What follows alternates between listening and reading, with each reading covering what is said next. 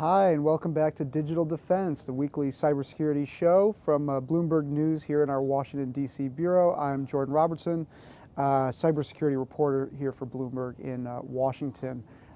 We are broadcasting live on Facebook and Periscope, and as an interactive show, we want you to send in your questions, whether it's about the topic we're talking about today or any other question you might have about cybersecurity or the process of reporting some of these stories, kind of anything you want.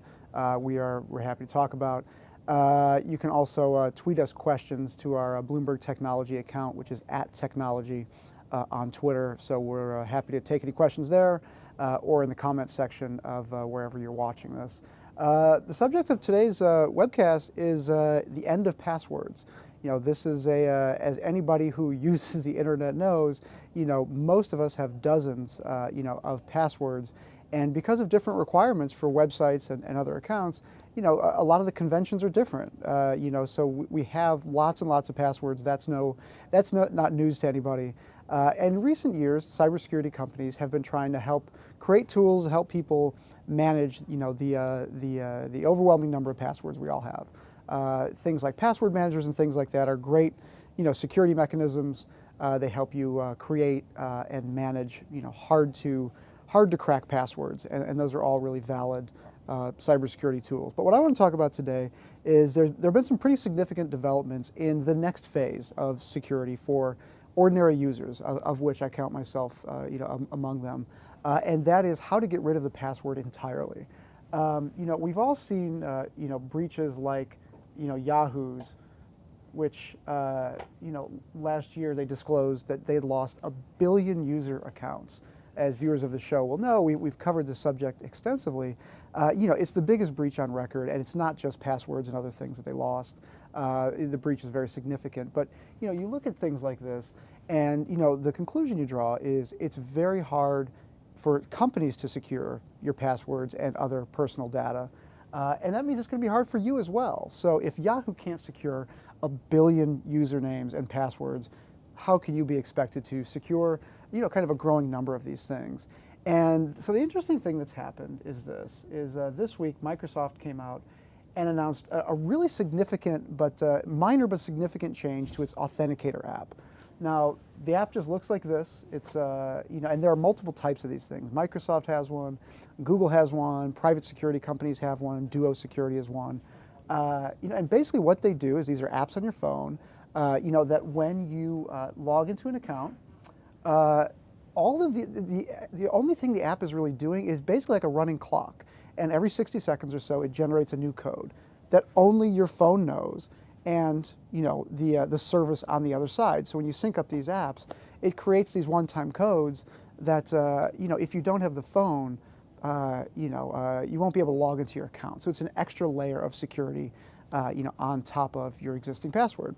What's happened though is Microsoft has taken this really significant step in saying, hey, if you're logging into a Microsoft account, whether that's Hotmail or any of the other accounts, Skype and the other universe of Microsoft properties, why don't we try going without the password entirely? Why don't we just say, as an option, you can download this Microsoft Authenticator app, and instead of getting just a code to add to your password, the code is your password. So you try to log into the account, you've synced it with this app, and as long as you have your phone and as long as you can log in, that's all you need to get into your account.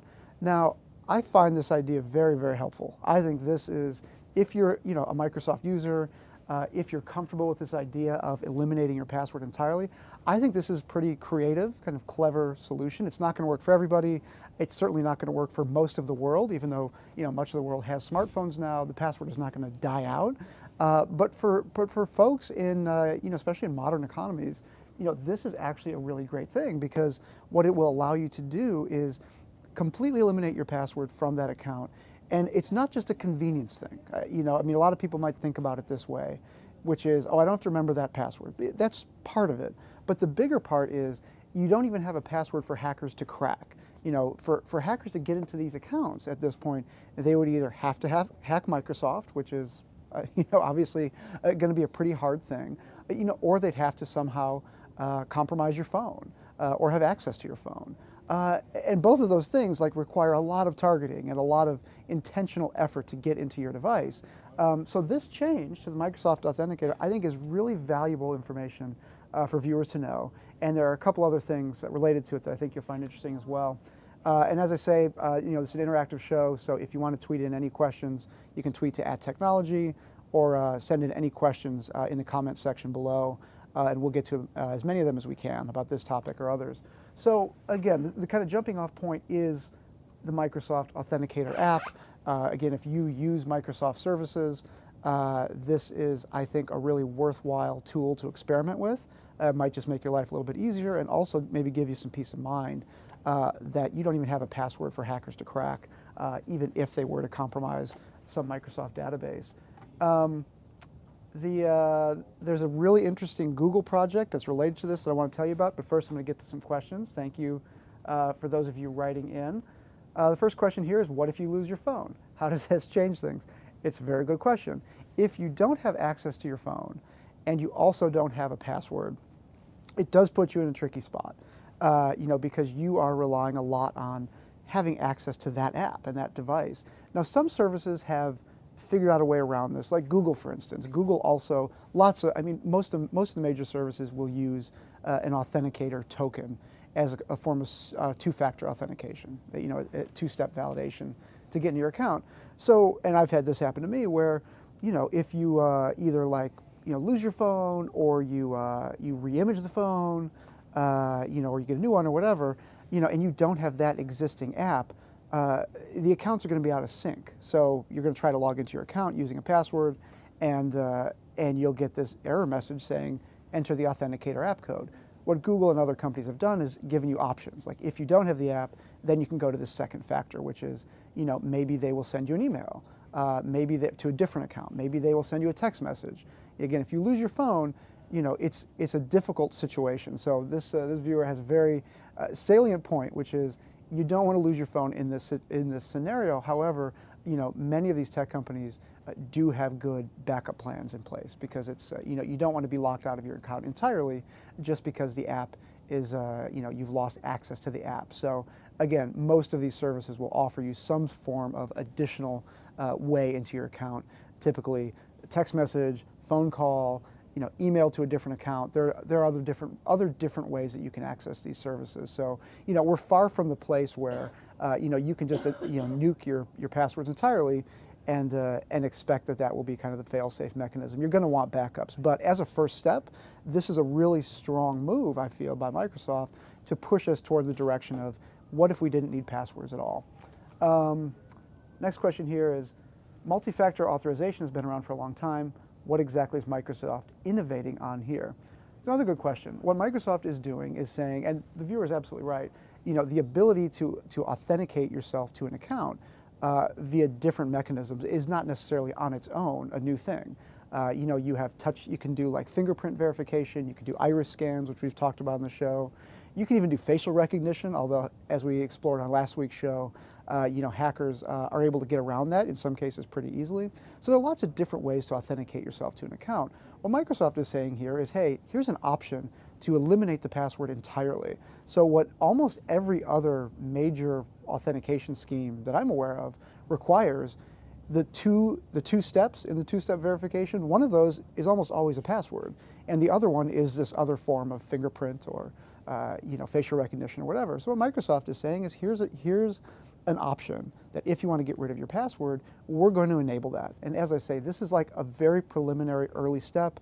I wouldn't expect this to set the world on fire immediately, but I think for a technical audience, and even non-technical folks, such as myself, I think this is a cool new direction that Microsoft is pushing, and clearly they have the scale that, if even a fraction of their users start adopting this, I feel like that's probably a step in the right direction. It gives the hackers one less tool to easily get into your account, and that's what security really is all about. You can never prevent 100% somebody from breaking into any account of yours, whether it's work or personal, but you can make it a little bit harder, and in a lot of cases, the hacker's going to go knock on the next door, whatever's going to be easier for that person.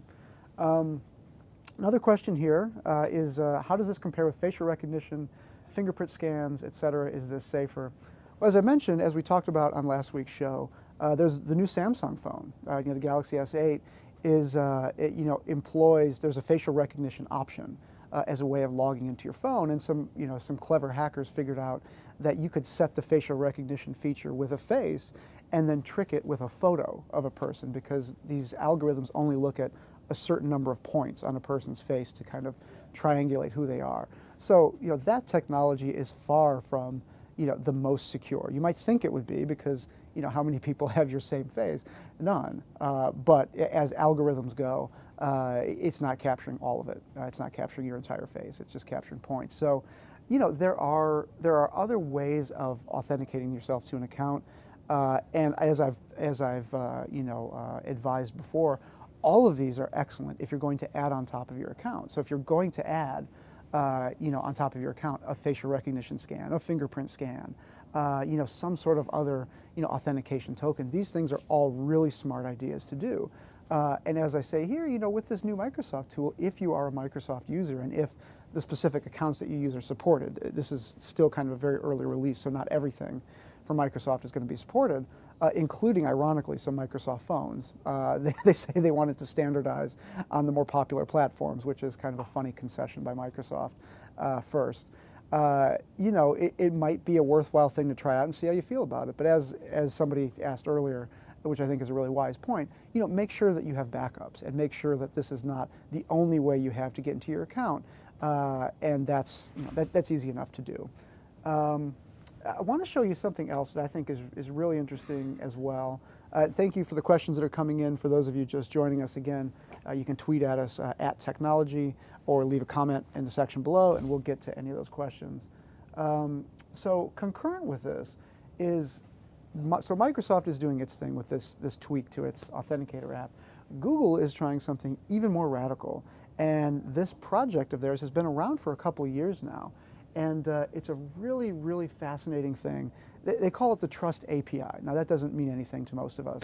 But what it is it's a way, I wouldn't even call it an experiment. I mean, it's live now in a number of Google customers' environments.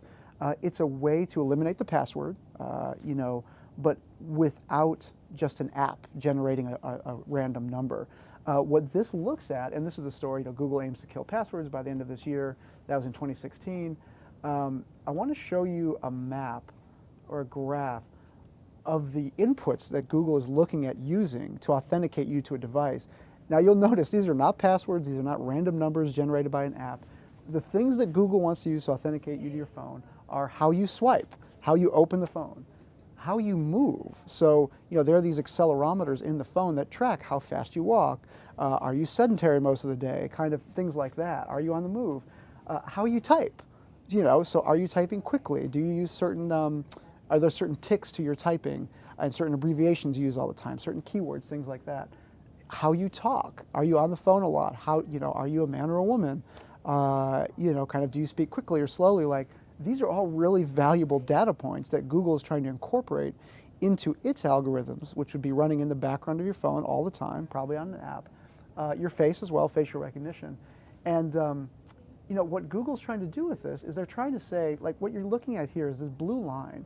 As the blue line goes up, the entropy or difficulty of cracking your into your account goes up as well. So, and what they're arguing here is, if you use any one of these, it's not going to be that great on its own. Things like how you swipe. Obviously, you can imagine a scenario where lots of people swipe the same way.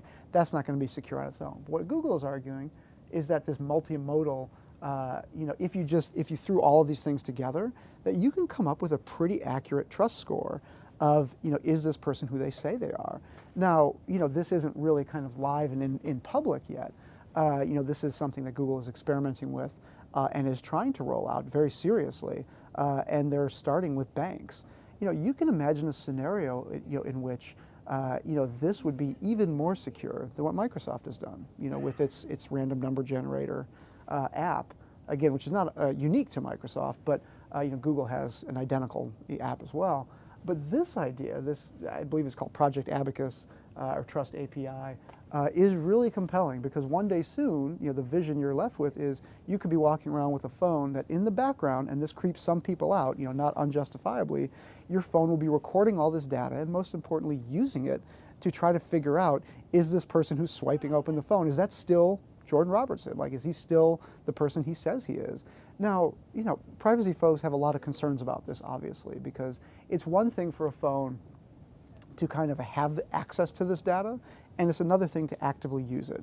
And it's another thing still for a company like Google to be the one that has access to this data and to be using it. It's just a lot of information about you. Things like how you move, how you talk on the phone.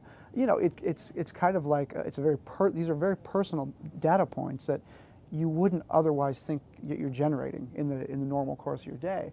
So I find this to be fascinating. Again, Google has talked about this being kind of available toward the end of 2016, which obviously we're in 2017 now, so it's a technology that's very near term, is the best way to probably think about this.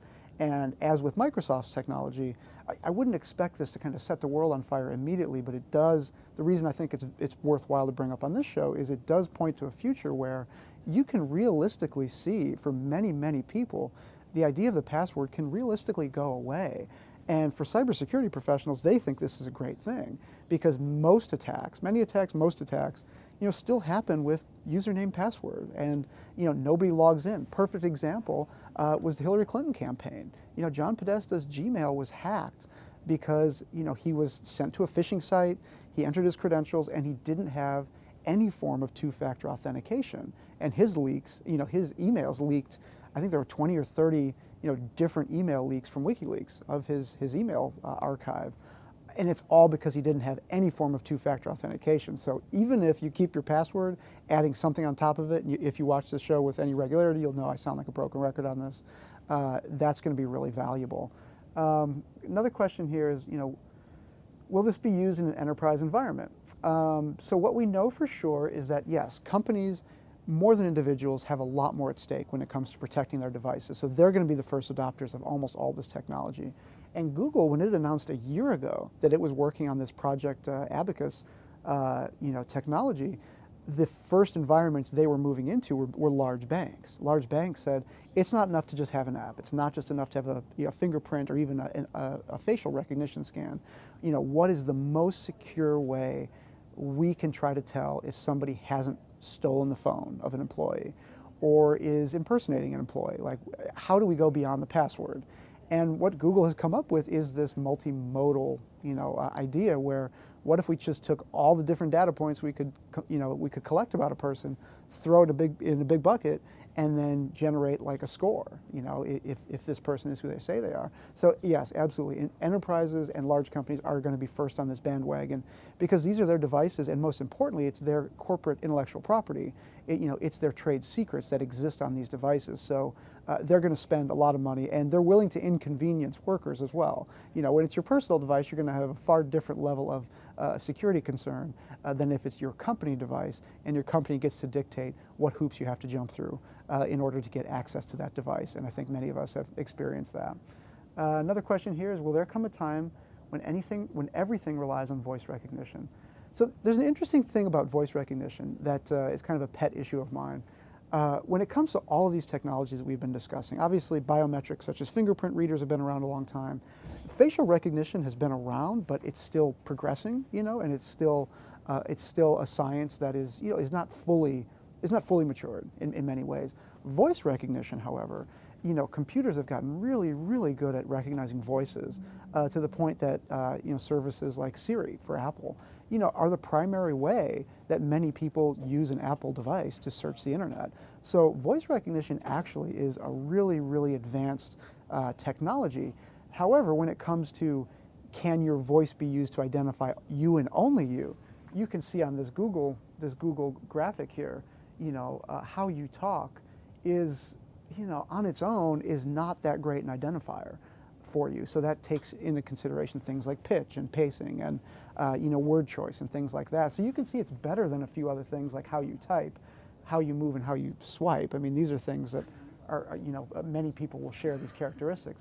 But how you talk starts to get into the territory of what are the distinctive features of your individual face. So it's really helpful to think about that. Like, your voice carries a lot of really relevant data about who you are. And future systems, I don't even want to say future, I mean probably the next few years, we're going to see lots of systems that rely on things like that, where you can open a phone and you have a reasonable expectation of security that something like a facial recognition feature or a voice recognition feature will log you into that device securely. So it's a feature that's coming very, very quickly. And there's some there's some reasonable security attributes to these forms of biometrics. And so I want to thank everybody for writing in. Those are all the slides I have to show you. And really the big takeaway here is this biometric stuff. It's absolutely essential if you want to protect your devices, and accounts kind of as a baseline. But what Microsoft's doing and what Google's doing is they're trying to push us to a future where we may not need the password at all. And as some of this data shows, like, that may not be the worst thing. And so I would encourage you, if you use a Microsoft account, check out their new app. And with the Google stuff, they have a similar service. It'll really pay to continue watching that space, because we should expect to see some pretty cool technologies come out of there. And as always, if you want to ask me any questions offline, we're happy to try to get to as many of them as we can in a future episode. On Twitter, I'm at JordanR1000. You can always tweet us at technology as well. And please do go to our website, bloomberg.com/technology, and check out our podcast, which is called Decrypted. We've got lots of interesting episodes up and some pretty cool new ones coming as well. So with that, I'll see you next week. We broadcast live typically at noon Eastern. I will see you next week, and thanks for watching.